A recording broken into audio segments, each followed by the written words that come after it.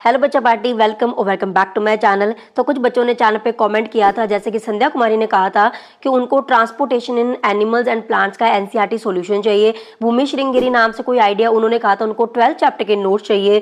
शैलेंद्र सिंह ने कहा था कि उनका 20 सितंबर को साइंस का एग्जाम है, तो उनको जो इंपॉर्टेंट क्वेश्चन है वो चाहिए। तो बच्चों आज मैं आपके लिए क्या साइंस के जो इंपॉर्टेंट क्वेश्चन है वो क्या लेके आई हूँ।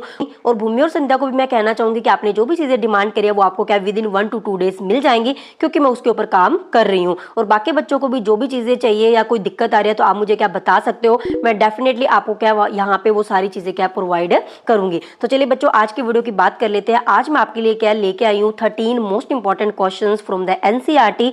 तो इन सभी क्वेश्चंस को आपने क्या अच्छे से करना है, क्योंकि देयर इज हाई चांसेस कि ये क्वेश्चंस आपको एग्जाम में देखने को मिले। अब जैसे कि यहाँ पे पहला क्वेश्चन लिखा हुआ है, तो जब भी बच्चों आपको क्या डिफरेंसेस पूछते हैं कोई दो चीजों के बीच में, तो आपने क्या प्रॉपर लाइन लगा के और प्रॉपर हेडिंग इस तरीके से बना के आपने आंसर लिखना है, वो ज्यादा अच्छा लगता है। अगर आप एग्जाम्पल लिख रहे हो तो एग्जाम्पल को आप जरूर अंडरलाइन करो, सो दैट टीचर को दूर से ही पता लगे कि बच्चे ने यहाँ पे एग्जाम्पल भी इंक्लूड करी है, तो उसका इंप्रेशन बहुत अच्छा जाता है। इसके अलावा बच्चों डायग्राम वाले जो क्वेश्चन आपको आते हैं काफी इंपॉर्टेंट होते हैं, तो डायग्राम को आपने बिल्कुल नीट एंड क्लीन बनाना है। इसके अलावा यहाँ पे जब आप लेबलिंग करते हो ना, ये चीज लिखते हो, तो इसको भी आपने क्या बिल्कुल अच्छी राइटिंग में लिख के आना, तभी आपकी जो ओवरऑल डायग्राम है ना वो क्या नीट एंड क्लीन लगती है। ठीक है, तो इस चीज का आपने खास ध्यान रखना है।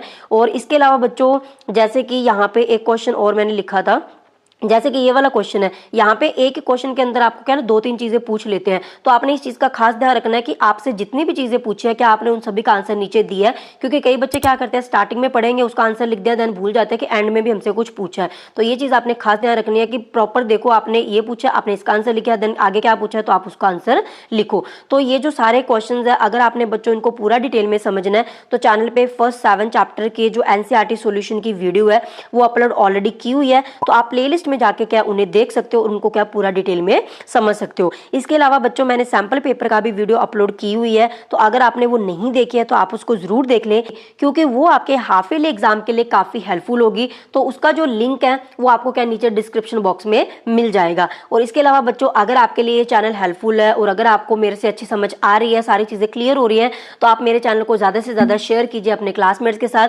क्योंकि मुझे आप सबके सपोर्ट की बहुत जरूरत है इस चैनल को ग्रो करने के लिए। और बच्चों इस पीडीएफ का जो लिंक है वो भी आपको क्या नीचे डिस्क्रिप्शन बॉक्स में मिल जाएगा, वहां से जाके आप उसको क्या डाउनलोड कर सकते हो। और एक लास्ट चीज आपको बोलना चाहूंगी कि बच्चों हाफ ईयरली एग्जाम के लिए ज्यादा स्ट्रेस लेने की जरूरत नहीं है। हाफ ईयरली एग्जाम का पर्पज सिर्फ यही होता है कि हम अपने फाइनल एग्जाम के लिए बहुत अच्छी प्रिपरेशन कर पाए। तो आप अब कम कर लो, चाहे एक आधा चैप्टर आप छोड़ दो कोई बात नहीं, लेकिन जो चैप्टर आप कर रहे हो ना उसको बहुत अच्छे से करो, सो दैट वो अपने फाइनल एग्जाम के लिए भी आपके क्या अच्छे से प्रिपेयर हो जाए। तो चलिए बच्चों मिलते हैं नेक्स्ट वीडियो के अंदर। Till then take care, bye bye.